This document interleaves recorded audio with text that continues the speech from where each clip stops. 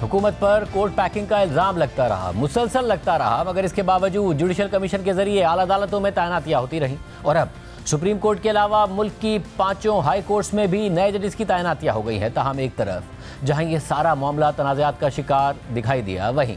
दूसरी तरफ अब तक अदलिया के अंदरूनी मसाइल हल नहीं हो पाए हैं। खासतौर पर इस्लामाबाद हाई कोर्ट में मुल्क की 3 हाई कोर्ट से जजेस का तबादला और सीनियरिटी लिस्ट में तब्दीली का मसला हल नहीं हो पा रहा है। खुद चीफ जस्टिस याया अफरीदी ने कहा है कि वो जजेस के ट्रांसफ़र के हक में तो हैं, लेकिन सीनियरिटी तब्दील करने के बारे में उनकी ज़ाती राय भी मजबूत नहीं है। अब सूरत हाल ये है कि बलूचिस्तान हाई कोर्ट के चीफ जस्टिस हाशिम काकड़, सिंध हाई कोर्ट के चीफ जस्टिस शफी सिद्दीकी और जज justice Salahuddin power, Peshawar high court के चीफ जस्टिस इश्तियाक इब्राहिम और जज जस्टिस शकील अहमद के अलावा इस्लामाबाद हाई कोर्ट के चीफ जस्टिस आमिर फारूक को भी सुप्रीम कोर्ट का जज बनाने का नोटिफिकेशन जारी हो गया है। जबकि इस्लामाबाद हाई कोर्ट की सीनियरिटी में तीसरे नंबर पर मौजूद जज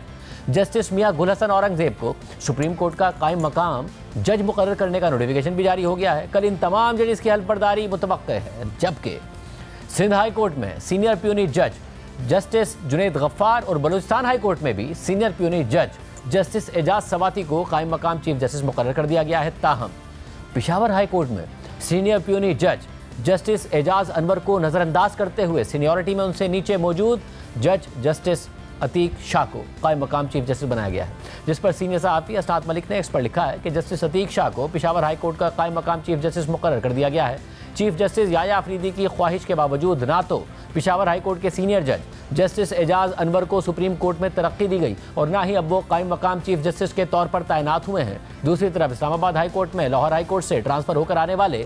जस्टिस सरफराज डोगर को कायम मकाम चीफ जस्टिस मुकर्रर कर दिया गया है, जिनकी सीनियरिटी का मामला मुसलसल तनाज़े का शिकार है। जस्टिस सरदार मोहम्मद सरफराज डोगर लाहौर हाई कोर्ट के 15वें सीनियर जज थे, जिनका लाहौर हाई कोर्ट में तकर्रुर 8 जून 2015 को किया गया था। तबादले के बाद जस्टिस मोहसिन अख्तर कियानी की जगह जस्टिस सरफराज डोगर को सीनियर प्यूनी जज तैनात करते हुए बेंच नंबर 2 का सरबरा मुकर्रर कर दिया गया। पहले इस्लामाबाद हाई कोर्ट के 5 जजेस ने चीफ जस्टिस आमिर फारूक को खत लिखकर इस तबादले से पहले इस पर तहफ़्फ़ुज़ात का इज़हार किया था और फिर तबादला हो जाने के बाद भी चीफ जस्टिस आमिर फारूक को नई सीनियरिटी लिस्ट के खिलाफ रिप्रेजेंटेशन भेजी थी। ताहम चीफ जस्टिस आमिर फारूक ने ये रिप्रेजेंटेशन मुस्तरद कर दी थी और अपने फैसले में कहा था कि जजेस का तबादला आईनी तौर पर दुरुस्त है और इसका मतलब ये नहीं है कि नई अदालत में जज की सीनियरिटी तब्दील की जाए। आइन के तहत किसी जज को एक हाई कोर्ट से दूसरे हाई कोर्ट में मुंतकली पर नया हल्फ लेने की ज़रूरत भी नहीं है, ये chief justice Islamabad high court ने कहा। इस मसले पर सुप्रीम कोर्ट के 2 सीनियर तरीन जजेस जस्टिस मंसूर अली शाह और जस्टिस मुनीब अख्तर के अलावा